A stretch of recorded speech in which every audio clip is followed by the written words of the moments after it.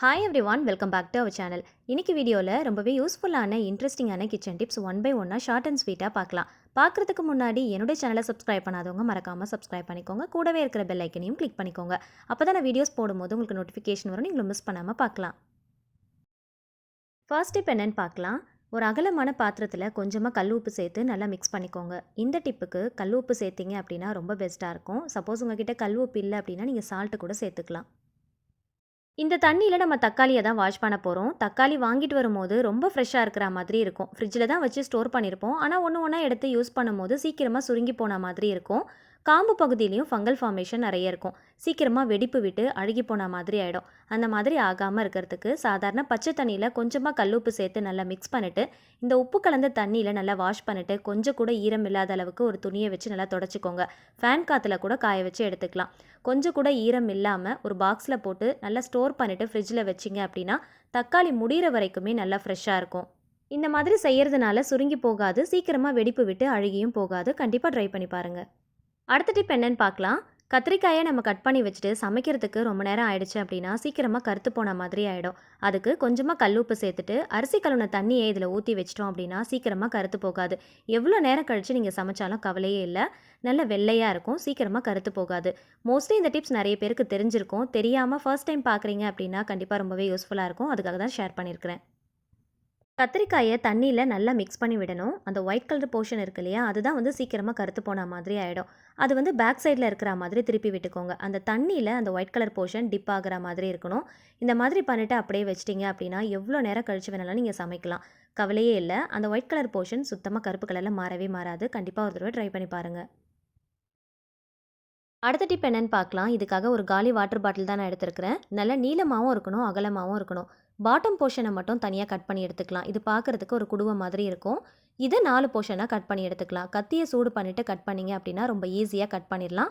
ஃபுல்லாக கட் பண்ணக்கூடாது. நான் கட் பண்ணியிருக்கிற மாதிரி இந்த மாதிரி கட் பண்ணிக்கோங்க. இந்த மாதிரி நீங்கள் எடுக்கிற வாட்டர் பாட்டில் நல்லா திக்காக இருக்கிற மாதிரி பார்த்து எடுத்துக்கோங்க. பெரிய கூல்ட்ரிங்க்ஸ் பாட்டில்லாம் நீங்கள் வாங்குறீங்க அப்படின்னா அது இந்த மாதிரி நீங்கள் கட் பண்ணி யூஸ் பண்ணிக்கலாம். ஃபுல்லாக கட் பண்ணாமல் நான் கட் பண்ணியிருக்கிற மாதிரி அந்த பாட்டம் வரைக்குமே கட் பண்ணிவிட்டு அப்படியே எடுத்துக்கோங்க. இப்போ இதை எதுக்காக யூஸ் பண்ண போகிறோம் அப்படின்னு பார்த்தீங்கன்னா, இஞ்சி பூண்டு இடிக்கிற அந்த இடிக்கல்ல கவர் பண்ணுறதுக்காக தான் நம்ம யூஸ் பண்ண போகிறோம்.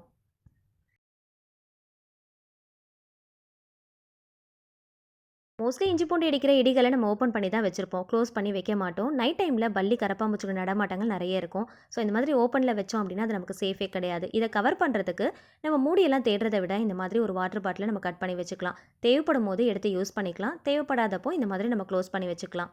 இந்த பாட்டம் போர்ஷனில் 4 சைடும் எதுக்கு நம்ம கட் பண்ணோம் அப்படின்னு பார்த்தீங்கன்னா, இடிகள் அவ்வளோ சீக்கிரத்தில் உள்ளே போகாது. ரொம்ப டைட்டாக ஃபிட்டிங்காக இருக்கிற மாதிரி இருக்கும்.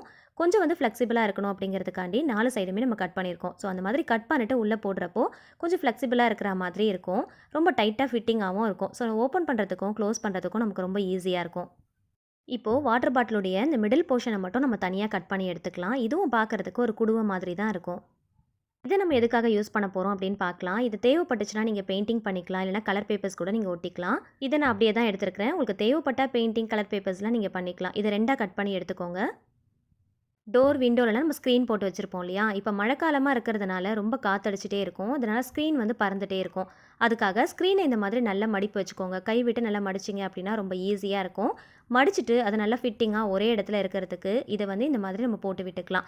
ஸோ இந்த மாதிரி போடும்போது ஒரே இடத்துல ஸ்க்ரீன் பறக்காமல் இருக்கும். மிச்சம் இருக்கிற டாப் போர்ஷனை ஸ்பாஞ்சு ஸ்க்ரப்பர் வைக்கிற ஸ்டோரேஜ் பாக்ஸாக தான் நம்ம யூஸ் பண்ண போகிறோம். சிங்க் ஏரியாவுக்கு நியர்பையில் இதை அப்படியே வச்சிட்டிங்க அப்படின்னா எடுக்கிறதுக்கும் வைக்கிறதுக்கும் ரொம்பவே ஈஸியாக இருக்கும்.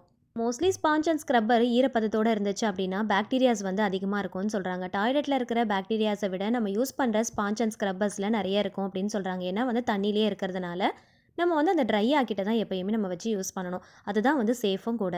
அதுக்கெலாம் நமக்கு டைம் இல்லை அப்படின்னா இந்த மாதிரி ஒரு பாக்ஸ் நம்ம ரெடி பண்ணிவிட்டு இதில் நம்ம போட்டு வச்சிட்டோம் அப்படின்னா அதில் இருக்கிற அந்த தண்ணி எல்லாமே ஆட்டோமேட்டிக்காக கீழே இருக்கிற அந்த ஹோல்ஸ் வழியாக வடிஞ்சிரும். இது நம்ம பிடியணும் காய வைக்கணும் அப்படிங்கிற அவசியமே இருக்காது. கீழே இருக்கிற ஹோல்ஸ் வழியாக தண்ணி எல்லாம் வடிஞ்சிரும். மேலே கொஞ்சம் காற்று படுறதுனால சீக்கிரமாக காஞ்சிரும். ஸோ அதனால் எப்போயுமே ஸ்பாஞ்ச் அண்ட் ஸ்க்ரப்பர் நல்லா ட்ரையாக இருக்கிற மாதிரியே இருக்கும். ஸோ இதை சிங்க் ஏரியாவுக்கு நியர்பையில் ஒரு ஸ்டோரேஜ் பாக்ஸ் மாதிரி வச்சுக்கோங்க. அடுத்த டிப் என்னன்னு பார்க்கலாம். இட்லி பாத்திரத்தில் ஒரு ஸ்பூன் போட்டிங்கன்னா உங்களுக்கு வேலை ரொம்ப மிச்சம். எப்பயுமே இட்லி பாத்திரத்தில் தண்ணியை ஊற்றிட்டு நம்ம இட்லியை வச்சுட்டு சம்டைம்ஸ் மறந்துட்டோம் அப்படின்னா அந்த தண்ணியெல்லாம் வற்றி போயிடும். இட்லியும் சீக்கிரமாக தீஞ்சு போய் பாத்திரமே அடிபிடிச்சா மாதிரி ஆகிடும். நமக்கு வேலை ரொம்ப அதிகமான மாதிரி ஆகிடும். பாத்திரத்தில் தண்ணி இருக்கிற வரைக்கும் நம்ம கவனிக்கவே இல்லைனா கூட எவ்வளோ நேரம் ஆனாலும் கவலையே இல்லை, அப்படியே விட்டுறலாம். ஆனால் பாத்திரத்தில் இருக்கிற தண்ணி வத்த ஆரம்பிச்சிருச்சு அப்படின்னா பாத்திரம் சீக்கிரமாக அடிப்பிடிக்க ஆரம்பிச்சிரும். நம்ம கவனிக்காமல் விட்டுட்டோம் அப்படின்னா கண்டிப்பாக நமக்கு வேலை ரொம்பவே அதிகமாயிரும். இதே பாத்திரத்துக்குள்ளே இந்த மாதிரி ஒரு ஸ்பூன் போட்டுட்டோம் அப்படின்னா தண்ணி கொதிக்கும் போது அந்த ஸ்பூனும் சேர்ந்து ஆடிட்டே இருக்கும். ஒரு விதமான சவுண்டு நமக்கு வந்துக்கிட்டே இருக்கும். சவுண்டு வர்றது நின்று போயிருச்சு அப்படின்னா தண்ணி வற்றி போயிருச்சுன்னு அர்த்தம். ஸோ அப்போயே நம்ம நோட் பண்ணிக்கலாம். ஸோ இட்லியை நம்ம ஊற்றி வச்சுட்டு மறந்துட்டா கூட இந்த ஸ்பூன் நமக்கு சவுண்டு கொடுக்கும் இல்லையா? ஸோ அதை வச்சு நம்ம கெஸ் பண்ணிடலாம். கரெக்டான டைமுக்கு நம்ம இட்லி எடுத்துடலாம். தண்ணி வற்றி போகிற மாதிரி இருந்தால் கூட நம்ம உஷாராயிடலாம். ஸோ கண்டிப்பாக இந்த டிப் ரொம்பவே யூஸ்ஃபுல்லாக இருக்கும். வேலைக்கு போகிற பெண்கள் அவசர அவசரமாக சமைப்போம் இல்லையா? ஸோ அந்த மாதிரி டைமில் இந்த டிப் கண்டிப்பாக ரொம்பவே யூஸ்ஃபுல்லாக இருக்கும். ட்ரை பண்ணி பாருங்கள். அடுத்த டிப் என்னன்னு பார்க்கலாம். ரொம்ப ரொம்ப சூப்பரான ஒரு டிப் தாங்க இது. ரொம்ப ஈஸியாக கையே வலிக்காமல் கஷ்டப்படாமல் அடிப்பிடிச்ச பாத்திரத்தை எப்படி நம்ம ரொம்ப ஈஸியாக க்ளீன் பண்ணலாம் அப்படிங்கிறத இந்த டிப்ல ஷேர் பண்ணியிருக்கேன். ஸோ வீடியோவை ஸ்கிப் பண்ணாமல் பாருங்கள். எப்பயாவது நம்ம சமைச்சிட்டு இருக்கும் போது மறந்துட்டு பாத்திரத்தை அப்படியே வச்சிட்டோம் அப்படின்னா இந்த மாதிரி அடிப்பிடிச்சு ரொம்ப கறி பிடிச்சிருச்சுன்னா ரொம்ப ஸ்மெல் வரா மாதிரி இருக்கும். நான் ப்ரெஷர் குக்கரை அப்படி தான் மறந்துட்டு விட்டுட்டேன். ரொம்ப அடிப்பிடிச்சு கறி பிடிச்ச மாதிரி ஆயிடுச்சு. ஸோ ரொம்ப ஈஸியான மெத்தடில் 10 நிமிஷத்தில் ரொம்ப ஈஸியாக நான் க்ளீன் பண்ணேன். அது எப்படின்றத பார்க்கலாமா? அடிப்பிடிச்ச பாத்திரத்தில் 1 டேபிள் ஸ்பூன் அளவுக்கு பேக்கிங் சோடா, கொஞ்சமாக வினிகர், பாத்திரம் கழுவுற லிக்விட், ஆல்ரெடி யூஸ் பண்ண லெமனுடைய தோல் எடுத்து நம்ம ஸ்டோர் பண்ணி வச்சுருப்போம் இல்லையா? அந்த தோலை ஒன்று சேர்த்துக்கலாம். இது கூட பாதிக்கு பாதி தண்ணி சேர்த்துக்கோங்க. ரொம்ப ஃபுல்லாக சேர்த்துட்டோம் அப்படின்னா குக்கரில் நம்ம விசில் வைக்க போகிறோம். வெளியிலலாம் தெறிக்க ஆரம்பிச்சிடும். ஸோ ஒரு அலசு இந்த மாதிரி நல்லா அலசிட்டு எப்பயும் போல் கேஸ்கெட் விசில்லாம் போட்டு ஒரு 3லேருந்து 4 விசில் வச்சு எடுத்துக்கோங்க. இது ப்ரெஷர் குக்கர் அப்படிங்கிறதுனால டேரெக்டாக எல்லா பொருளையுமே சேர்த்துட்டு நம்ம விசில் வச்சிட்டோம். இதே நீங்கள் நார்மல் பாத்திரத்தில் அடிப்பிடிச்சிருச்சு அப்படின்னா அந்த பாத்திரத்தில் இந்த மாதிரி லிக்விட் வாட்டர் எல்லாமே சேர்த்துட்டு ப்ரெஷர் குக்கருக்குள்ளே வச்சு நல்லா விசில் போட்டுக்கலாம். சப்போஸ் நார்மலாக பெரிய பாத்திரத்தில் நீங்கள் இந்த மாதிரி பண்ணிட்டீங்க அப்படின்னா அது ப்ரெஷர் குக்கருக்குள்ளே வைக்க முடியாது இல்லையா?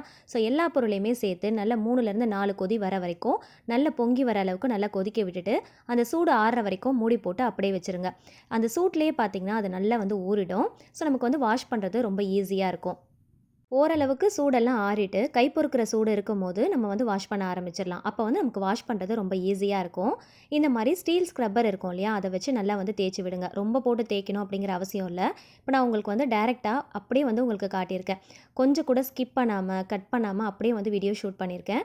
ஸோ இது உள்ளே அந்த தண்ணியிலேயே நல்லா தேய்ச்சிங்க அப்படின்னா தேய்ச்சிட்டு ஊற்றி பாருங்கள். உள்ளே இருக்கிற அந்த அடிப்பிடிச்ச கரைகள் சுத்தமாக கொஞ்சம் கூட இல்லவே இல்லை. போட்டு ரொம்ப மாங்குன்னு தேய்க்கணும் அப்படிங்கிற அவசியமே இல்லை. அந்த மாதிரி தேய்ச்சோம் அப்படின்னா கீரல் விழுந்த மாதிரி ஆகிடும் இல்லையா? ஸ்டீல் ஸ்க்ரப்பர் வச்சு லைட்டாக தேய்ச்சி விட்டாலே போதும். அந்த தண்ணியை வச்சு அப்படியே தேய்ச்சிருங்க. இப்போ பாருங்கள், கொஞ்சம் கூட நான் எடிட் பண்ணாமல் அப்படியே உங்களுக்கு வீடியோ ஷூட் பண்ணி காட்டியிருக்கிறேன். உள்ளே எந்த அளவுக்கு அடிப்பிடிச்சிருந்தது இப்போ ஃபுல்லாக அப்படியே போயிடுச்சு பாருங்கள். ரொம்ப ரொம்ப ஈஸியான மெத்தடுங்க இது. அந்த தண்ணியை நம்ம ஃபில்டர் பண்ணி எடுத்து வச்சுருந்தோம் இல்லையா? அகைன் அந்த தண்ணியை ஊற்றி மறுபடியும் இன்னொரு டைம் நல்லா தேய்ச்சிக்கலாம். அந்த அடிப்பிடிச்ச ஸ்மெல் இருக்கக்கூடாது அப்படிங்கிறதுக்காக ஒரே ஒரு டைம் லிக்விட் போட்டு ஸ்பாஞ்ச் வச்சு நீங்கள் நார்மலாக வாஷ் பண்ணிக்கலாம். ஸோ அந்த மாதிரி வாஷ் பண்ணிவிட்டு பாருங்கள், ரொம்ப ஈஸியாக இருக்கும். 10 நிமிஷம் கூட ஆகாது இந்த மாதிரி பண்ணுறதுக்கு. நார்மலாக பாத்திரம்லாம் அடிப்பிடிச்சிருச்சு அப்படின்னா தண்ணி போட்டு ஊற வச்சு கொஞ்சம் கொஞ்சமாக நம்ம தேய்ச்சி வாஷ் பண்ணுவோம் இல்லையா? ஸோ அந்த மாதிரி இல்லாமல் ரொம்ப ரொம்ப ஈஸியாக 10 நிமிஷத்தில் நம்ம க்ளீன் பண்ணிடலாம். இப்போ பாருங்கள் எந்த அளவுக்கு நல்லா பளிச்சுன்னு இருக்குன்னு. கண்டிப்பாக ட்ரை பண்ணி பாருங்கள். எல்லா வீட்டு பெண்மணிகளுக்கும் தேவையான ஒரு டிப்ஸ் தாங்க இது. கண்டிப்பாக ஏதாவது ஒரு டைம் நம்ம மறந்துட்டு இந்த மாதிரி செய்வோம் இல்லையா? இந்த வீடியோ நீங்கள் பார்க்குறது மட்டும் இல்லாமல் உங்களுக்கு தெரிஞ்ச எல்லார்கிட்டையுமே ஷேர் பண்ணிக்கோங்க. அவங்களுக்கும் ரொம்பவே யூஸ்ஃபுல்லாக இருக்கும். வீடியோ பிடிச்சா லைக் பண்ணுங்கள். ஃப்ரெண்ட்ஸ் அண்ட் ஃபேமிலிஸ் கூட ஷேர் பண்ணிக்கோங்க. ட்ரை பண்ணி பார்த்துட்டு உங்களுடைய ஃபீட்பேக்கை மறக்காமல் கமெண்ட் செக்ஷனில் ஷேர் பண்ணுங்கள். இந்த மாதிரி யூஸ்ஃபுல்லான இன்ட்ரெஸ்டிங்கான டிப்ஸ் அண்ட் ட்ரிக்ஸ் தெரிஞ்சுக்க என்னோட சேனலை மறக்காமல் சப்ஸ்கிரைப் பண்ணிட்டு தொடர்ந்து சப்போர்ட் பண்ணுங்கள். Thank you so much. கீப் வாட்சிங்.